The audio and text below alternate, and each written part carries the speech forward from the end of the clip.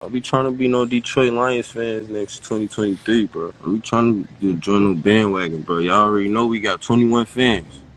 Fuck. Y'all know y'all ain't fucking with us, bro. When we take off, don't be trying to fuck with us, bro. You guys heard it here first. Detroit only has 21 fans.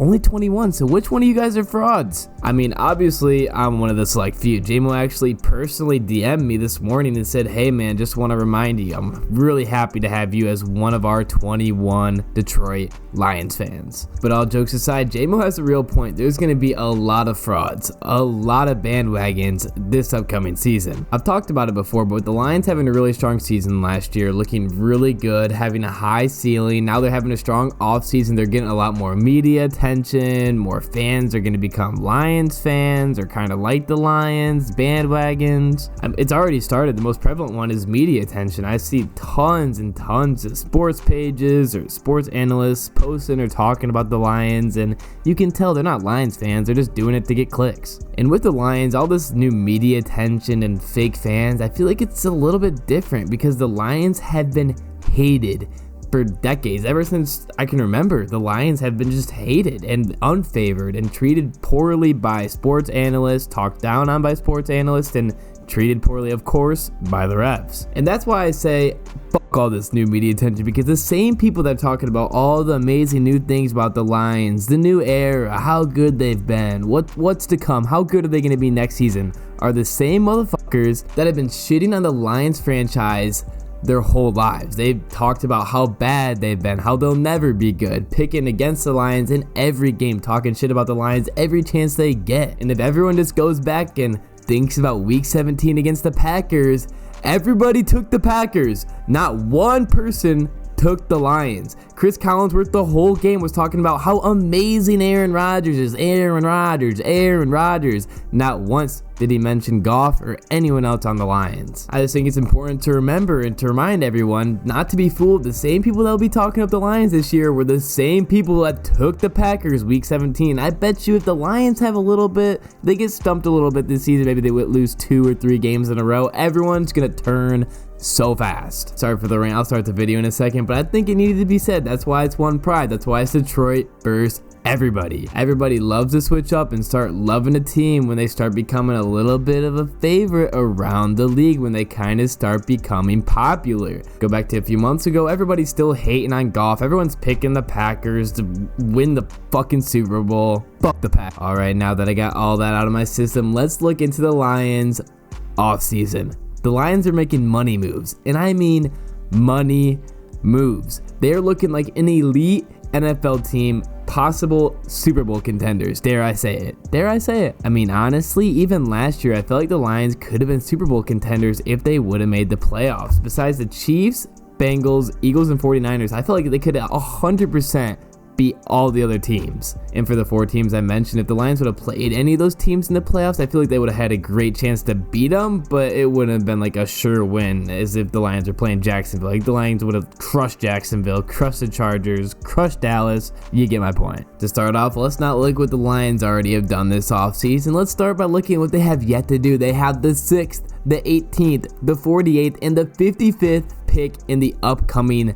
draft. We're talking possible Jalen Carter, possible Will Anderson, possible first-round cornerback, possible new defense, possible new running back, and this is all talent stacking on what we already have. First up, the Lions re-signed guard Graham Glasgow. We know how good the Lions offensive line was last season. It was elite, but maybe next season it's top tier if we can fill that one missing spot on the offensive line. And we have Glasgow back. Dub. And reports say that Glasgow turned down interest from San Francisco and Carolina to come back to the Lions. Glasgow said, to play with some of my friends, to play with Taylor and Frank. It just came down to I wanted to be a part of that O-line room. I wanted to be back with my buddies, and I wanted to be back with this team. First off, from reading that's what MCDC has built in Detroit. Players aren't playing in Detroit for money. They're not playing there because they got nowhere else to go. They don't want to go anywhere else for money. They want to be in Detroit because they love the fucking team. And also, one of the more underrated parts of sports, I feel, is team chemistry. chemistry. Sure, talent's great, but if you can't work together, then you have nothing there. I think team chemistry separates good teams from great teams, and Glasgow's been there. He has the chemistry with the Lions offensive line, with the Lions whole team, and it's just great that he's coming back. Next up, the Lions signed Cameron Sutton, cornerback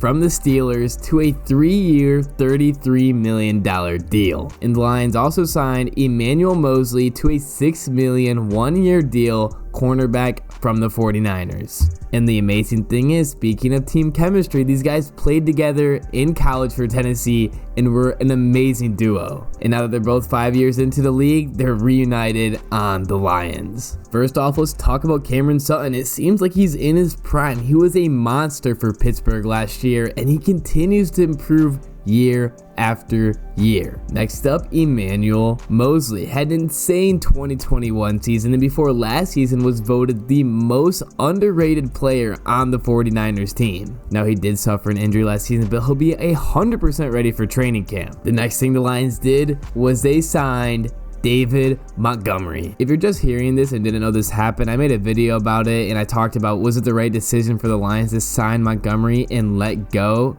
of Jamal Williams? It's pretty interesting, but the consensus of it was yes. I think it was a great move for the Lions to sign David Montgomery. He's quite an upgrade from Jamal Williams. No offense, Jamal Williams, still love you. But now David Montgomery and DeAndre Swift in the backfield is going to be crazy. Montgomery breaks tackles like you've never seen before, just bounces it off defenders. He'll get hit at the 1 yard line and somehow manage to pick up 10 yards in a first down. He's unbelievable. And the Lions scooped up Montgomery from a division rival. On the Bears, I think Montgomery was either the second or third best player on that team. Justin Fields and maybe Darnell Mooney second, but I'd probably say Montgomery in my opinion. And finally, to cap it off, the Lions signed safety CJ Gardner-Johnson to an $8 million one-year deal. So essentially, the Lions just assembled the Avengers for their defense. And now the Lions safety position is elite. And by elite, I mean the best. Tracy Walker, CJ Gardner-Johnson, and Kirby Joseph, who just came off an insane rookie season. He was only a rookie and playing that well. How good is he going to play after developing for a few more years? So just a soft recap here. The Lions picked up Emmanuel Mosely, Cameron Sutton, Gardner-Johnson, David Montgomery, re-signed Frank Ragnow. Oh my gosh. Everyone was out there, oh, the Lions going to take Jalen Ramsey. Oh, they should take Ramsey. They have extra cap space. Oh, why did they not re-sign Jamal Williams? They had extra cap space. Oh, the Lions should go for Lamar Jackson. Who cares if he's injury prone? The Lions had the extra cap space and Lamar Jackson wants money. No, we're building the best defense in the NFL, the best secondary in the NFL. Turnover machine secondary. Kirby Joseph, Samuel, Sutton, Gardner-Johnson, Tracy Walker, Okuda, everyone. And all while the Lions are assembling the Avengers on defense, the Lions have the best offense in the NFL. Montgomery and Swift in the backfield, Goff under center, an elite offensive line, young reliable tight ends, St. Brown out wide, Jameson Williams out, the list goes on. Building up a solid defense, already having a solid offense, while we have one of the probably the best OC in the NFL, and MCDC as our coach, and Brad Holmes, the mastermind, the thinker, the knower of all, whatever you want to call him, he's him. The Lions have put together an insane team. They did the rebuild right, and they're looking scary this upcoming season. I have the Lions winning the NFC North. I have the Lions going 13-4 and making the playoffs. And if you don't believe me that the Lions are going to go 13-4 next season, last year I predicted the Lions to go 9-8 last season. What'd they do? 9-8. So that should tell you that nothing. It shouldn't tell you anything. I just predicted the Lions record last season. Why does that mean I'll predict it next season? But for real, I think the Lions are Super Bowl contenders. I don't think that's crazy whatsoever to say. The Lions are looking like one of the strongest teams in the NFL. How does that not put them as Super Bowl contenders? A contender is a team you think has a chance to win the Super Bowl. I think the Lions have a great chance. I'm not saying that they're going to 100% make the Super Bowl first. Let's calm down there. Let's win a playoff game first. But I think this team is extremely capable of winning a playoff game. If the Lions made the playoffs, I wouldn't be stressing whatsoever. I'm joking. I'd be shitting my pants. But this team is extremely capable. There's a lot of talent, a lot of great coaches. this hopefully is the beginning to a great era. And it was pretty awesome. They just dropped some cash in free agency and built that defense up fast. It was pretty exciting. And now, where are the missing pieces on the Lions team? Sure, we have all this amazing talent in a lot of places, but we want to perfect it. Where are the gaps? The gaps, defensive line. We got to stop that run, and we got to put pressure on the quarterback. Having that secondary boosted up now a lot is really going to help the Lions be able to put pressure on the quarterback. The coverage is going to be better. It's going to last longer. It's going to be a lot more solid than last season. But the Lions still need that presence on the defensive line. So are they going to trade up in the draft and try to take Will Anderson or Jalen Carter? Maybe, I don't know. But it's good that the Lions took some cornerbacks that have developed and can play in the NFL instead of trying to draft a cornerback that's maybe just a hit or miss. So I guess we'll find out who are the Lions going to take in the upcoming draft. What are they going to do with these picks? Because they have all this new talent, all their old talent, and good draft picks. So the future is extremely bright. So in the end, looking good, looking great, super excited. If you enjoy my content, I would really appreciate if you could like and subscribe. It really helps me out a lot. And once again, fuck the Packers.